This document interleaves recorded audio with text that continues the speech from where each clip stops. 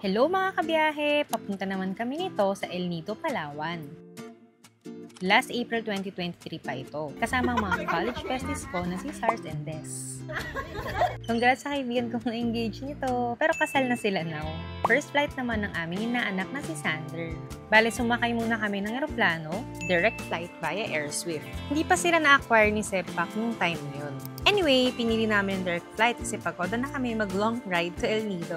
So since maliit na eroplano lang, mula sa NAIA Terminal 4, nag-bus pa kami papuntang plane.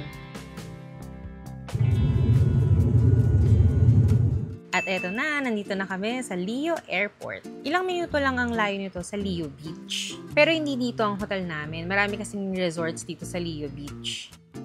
Nagstay kami sa Lime Resort para sa overlooking at infinity pool nila. Dito kita-kita mo yung mga lagoons. Ang ganda ng view, mapa-sunset man o sa umaga.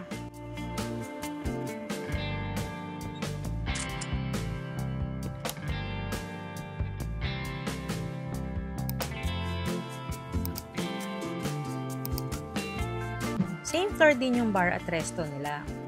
Pero sa baba yung breakfast buffet nung panahon na to. Super fave yung pizza nila kaya twice kami kumain dito.